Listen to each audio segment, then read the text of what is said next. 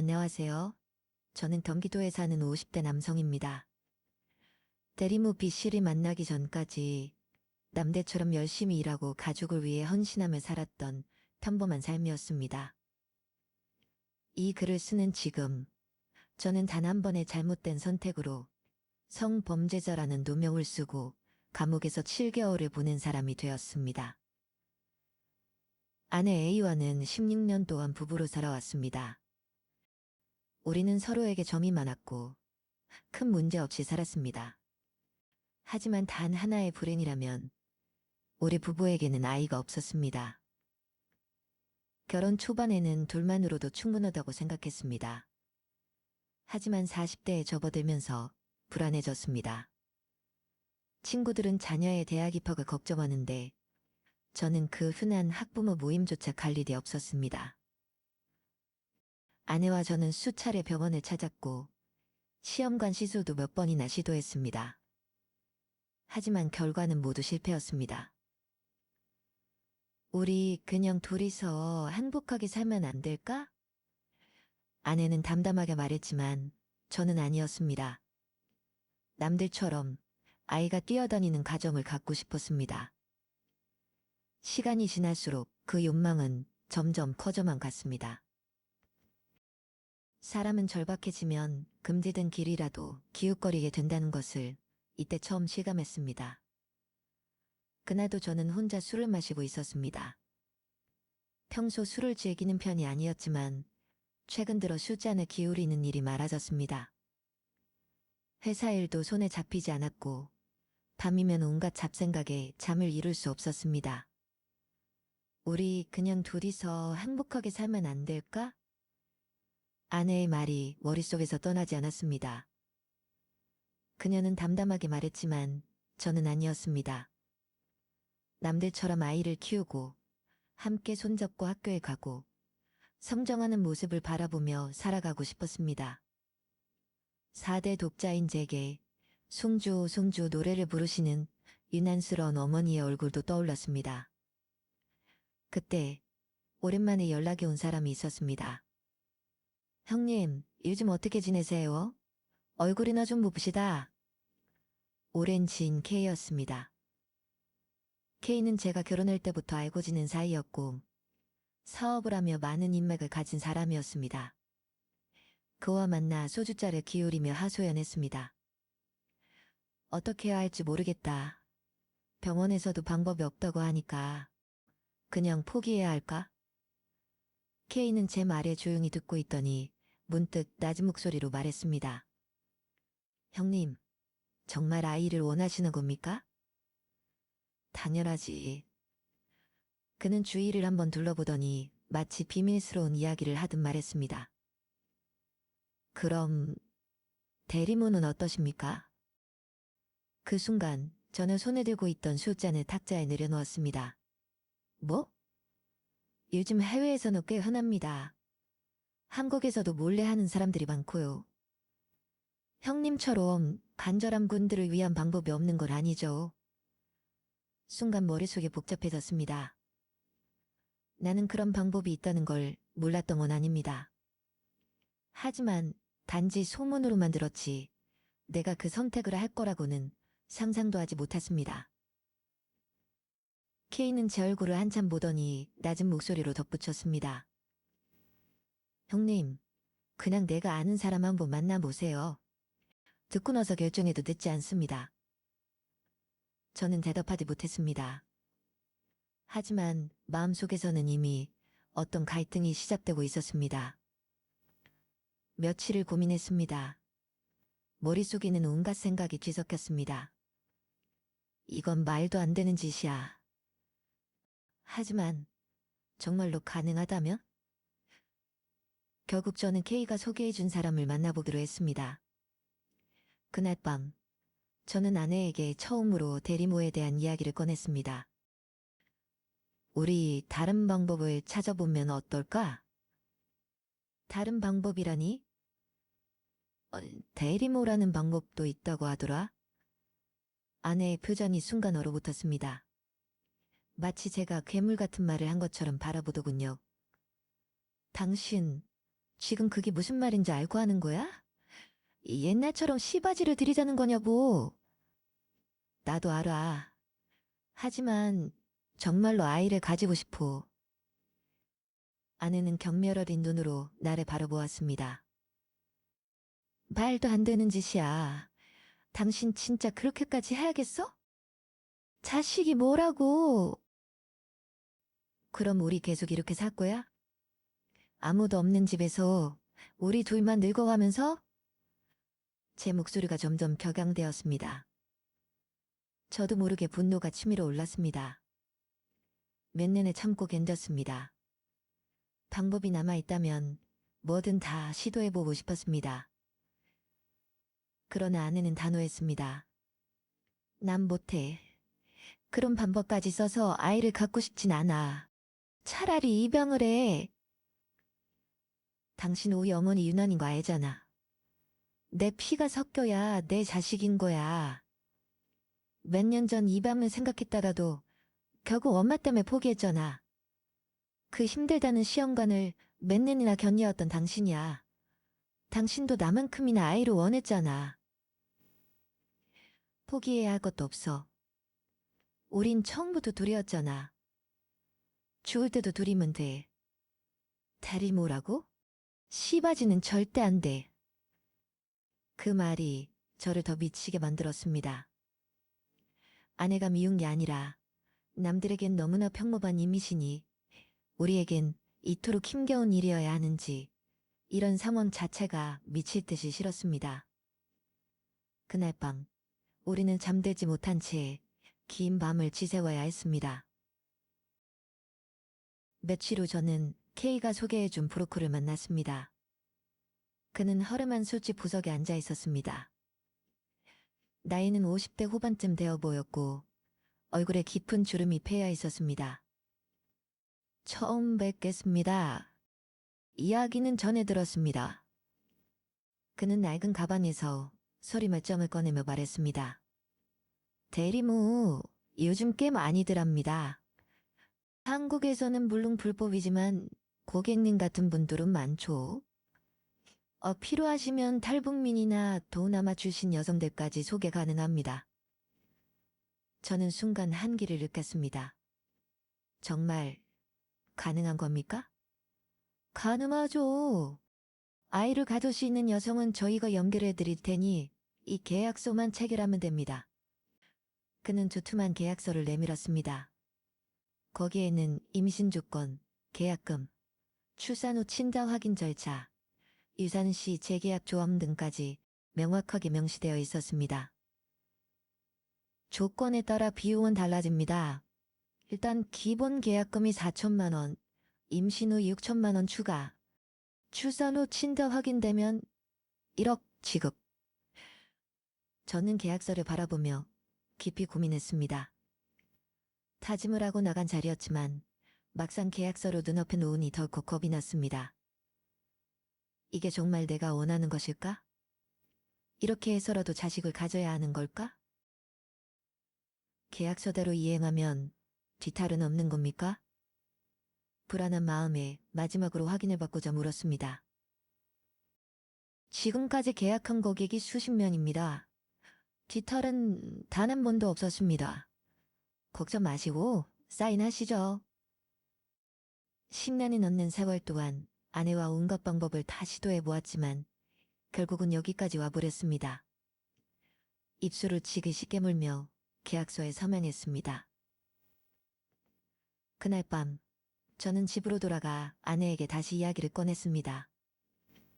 난 결정했어. 아내는 초점 없는 눈으로 제 얼굴을 한참 바라보았습니다. 말 같지도 않은 소리 좀 그만해. 그렇게 태어날 아이가 어떻게 내 새끼가 될 수 있어? 아내는 절대 받아들일 수 없다고 했습니다. 하지만 저는 끈질기게 설득했습니다.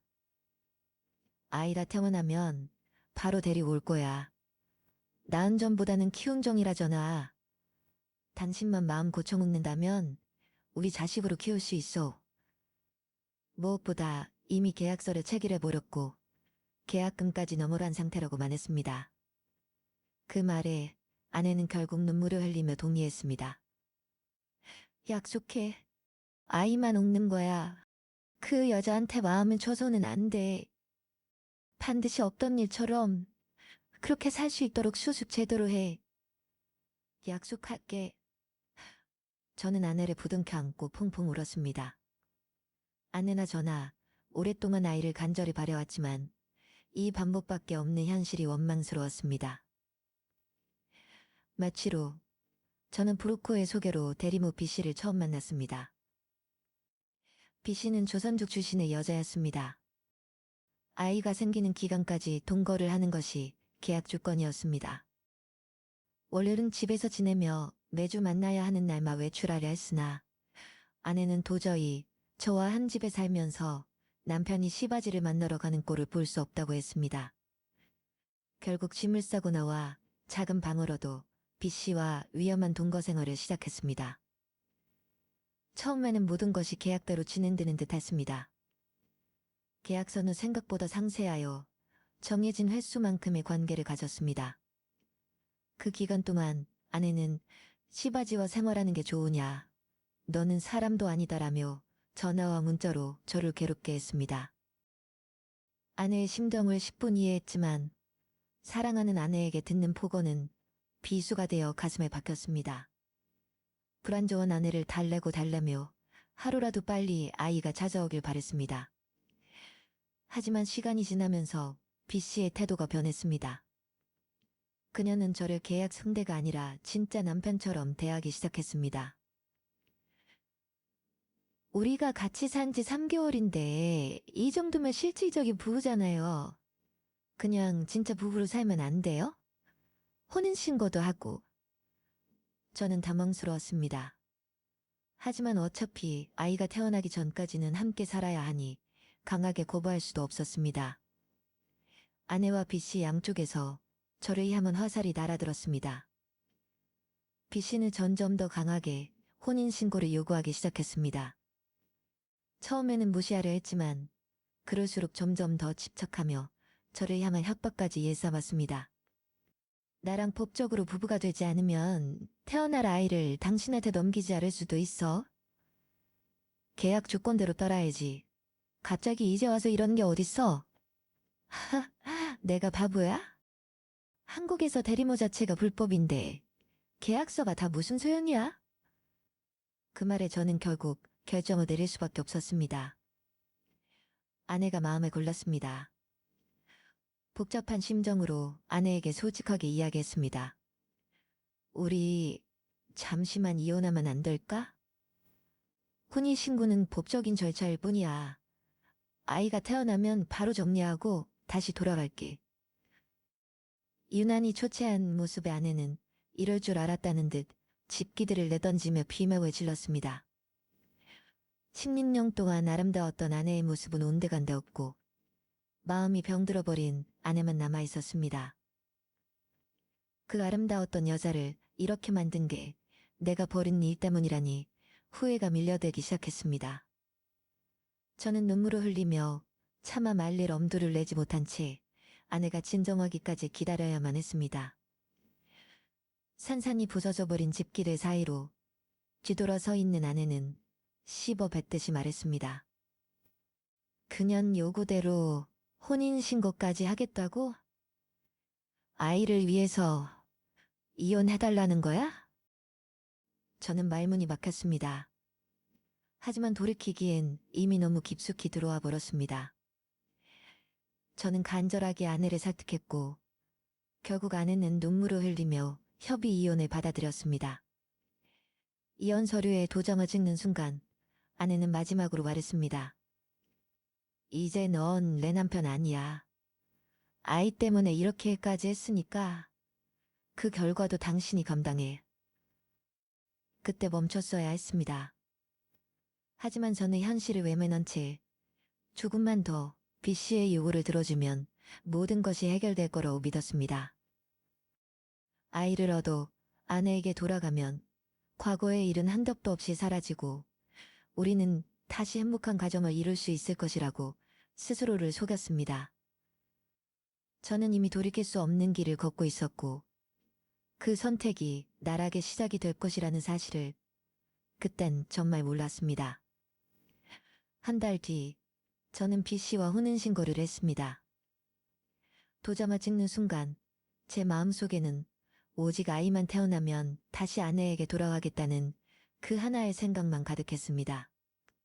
B씨와 혼인신고를 마치고 며칠 뒤 샤워를 하고 나오니 그녀가 제 휴대폰을 열어보고 있었습니다. 왜 허락도 없이 남의 핸드폰을 봐? 전 아내랑 계속 연락하는 거야? 순간 저는 말문이 막혔습니다. B씨는 제가 전 아내와 연락하며 그녀를 돌보는 걸 알고 있었고 그것이 마음에 들지 않았던 것입니다. 핏발선 눈으로 저를 노려보던 B씨의 눈빛이 지금도 선명합니다.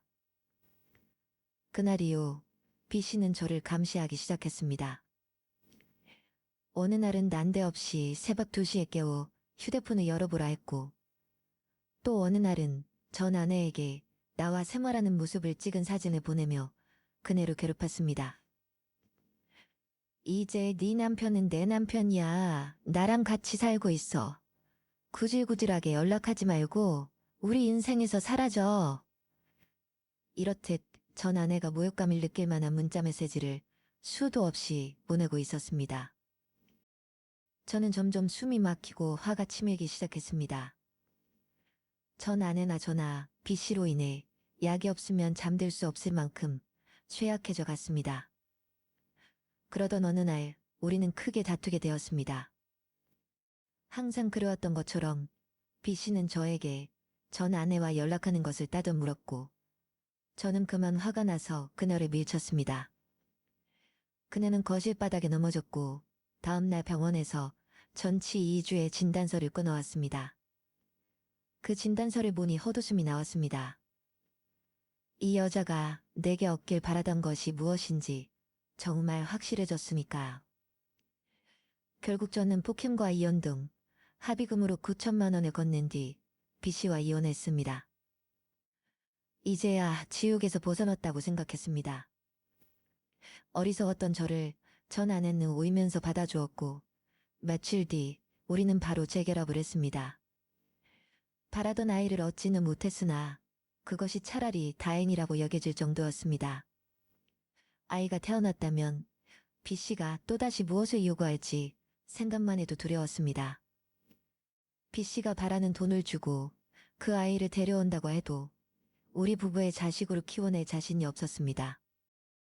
차라리 아이 없이 헤어진 지금 아내와 저 모두에게 끔찍했던 B씨라는 존재를 깨끗이 지워내고 살 수 있다는 희망이 보였습니다. 이혼 후 저는 B씨에게 집을 비워달라고 요청했습니다. 그러나 그녀는 끝까지 집을 떠나지 않았습니다. 계속해서 버티던 B씨로부터 입에 담을 수도 없는 폭언이 쏟아졌습니다. 아내와 저는 두려움에 떨며 걱정하는 밤이 길어졌습니다. 그러던 어느 날 경찰이 집에 들이닥쳤고 저는 영문도 모른 채 체포되었습니다. 당신을 강간 혐의로 긴급 체포합니다. B씨가 저를 성폭행범으로 신고했던 것이었습니다. 그녀는 이혼하기 전 제가 강제로 관계를 가졌다고 주장했습니다. 구치소에서 철창눈으로 바라본 아내의 얼굴은 눈물로 얼룩져 있었습니다. 그녀는 떨리는 손으로 유리벽을 짚고 간신히 서 있었습니다. 그러게 왜 아이가 뭐라고 해? 흐느끼는 그녀의 목소리는 희미하게 들려왔고 저는 아무 말도 할 수 없었습니다. 내 앞에 있는 이 사람이, 나를 위해 이토록 슬프게 울고 있는 이 사람이 내가 끝까지 지켜야 했던 사람이었습니다. 하지만 이제 우리는 유리벽 하나를 사이에 두고 만날 수밖에 없었습니다. 아내의 눈물방울이 떨어지는 순간마다 제 가슴은 산산이 부서져 내렸습니다. 변호사를 선임하여 재판을 받았지만 1심 재판에서 징역 3년을 선고받고 법정 구속되었습니다. 저는 강간하지 않았습니다. 믿어주세요. 억울한 제 외침에도 유죄 판결을 내리던 1심 판사의 싸늘한 눈빛만이 기억납니다. 저는 곧바로 항소했고 변호사는 더욱더 철저히 증거를 모아야 한다고 강조했습니다. 아내도 내 증언을 바탕으로 여기저기 뛰어다니면서 1심 판결을 뒤집을 만한 증거를 모으는 데 집중했습니다. 감옥에서의 생활이 어느덧 5개월이 지나고 있었습니다. 바깥 세상에서는 변호사와 아내가 내 무죄를 입증하기 위해 하루도 쉬지 않고 뛰어다니고 있었지만 정작 나는 차가운 감방 안에서 아무것도 할 수 없다는 현실이 날 짓눌렀습니다. 하루에도 수십 번씩 억울함이 북받쳤고 시간이 지날수록 내 존재가 점점 흐려지는 것만 같았습니다. B씨는 매달 찾아와 합의금이라는 명목으로 돈을 요구했습니다. 그녀는 교도소 유리창 너머로 꼴보기 싫은 미소를 지으며 말했습니다. 돈을 주면 바로 나올 수도 있어. 그렇지 않으면 당신 인생은 여기서 끝나는 거야. B씨의 목소리는 마치 칼날처럼 날카롭게 가슴을 파고들었습니다. 저는 감옥의 차가운 바다가 끌어안고 하루에도 몇 번씩 죽음을 떠올렸습니다. 성폭행범이라는 낙인이 찍힌 채 나는 끝없는 어둠 속에서 허우적거리고 있었습니다. 철창을 붙잡고 흐느끼던 아내의 모습조차 희미해질 정도로 제 삶은 점점 무너지고 있었습니다. 하루하루가 끝없는 나락으로 떨어지는 기분이었습니다. 변호사와의 면회 날, 그는 내게 조용히 서류를 건넸습니다. B씨가 감달을 당했다고 주장한 날의 기억을 다시 떠올려 보세요. 그날의 문자, 통화 내역, 카드 사용 기록이 빼곡히 정리된 서류였습니다. 나는 손끝이 떨리는 것을 느끼며 한 장 한 장을 넘겼습니다. 어두운 감방에서 흐릿해진 기억 속으로 희미한 장면들이 다시금 떠올랐습니다. 그날 저녁쯤 B씨와 함께 마트에 들렸고 그 후 빵집에서 커피를 마셨던 기억이 나요. 나는 변호사에게 이 사실을 전했고 순간 그의 눈빛이 빛났습니다. 그는 한치의 망설임도 없이 서류를 챙겨들고 구치소를 나섰습니다.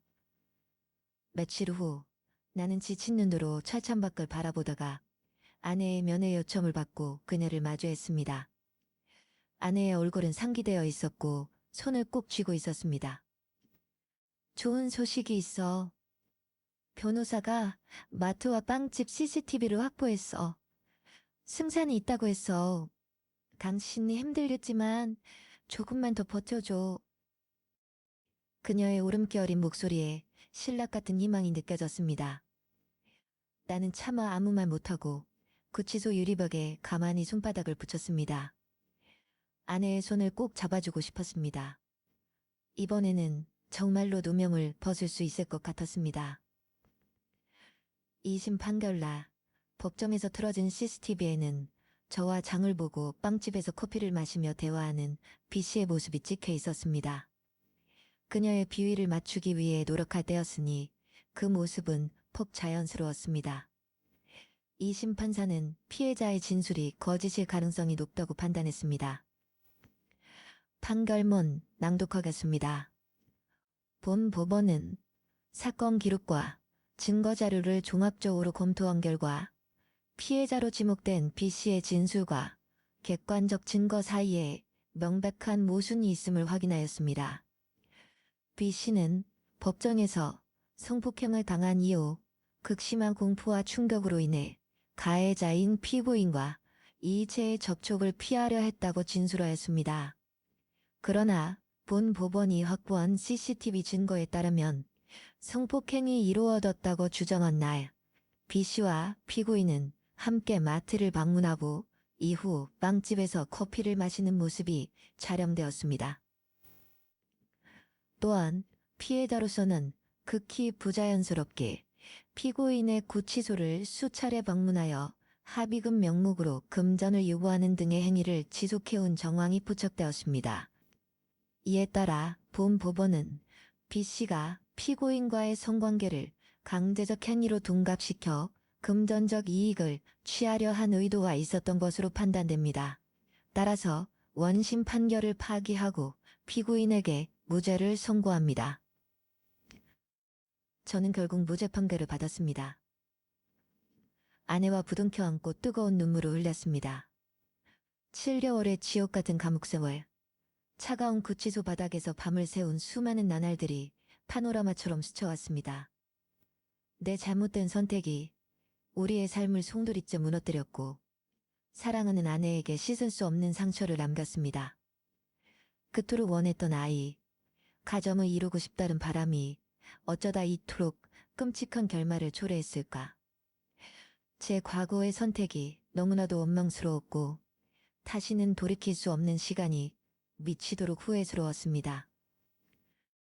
하지만 저는 다시 살아가야 합니다.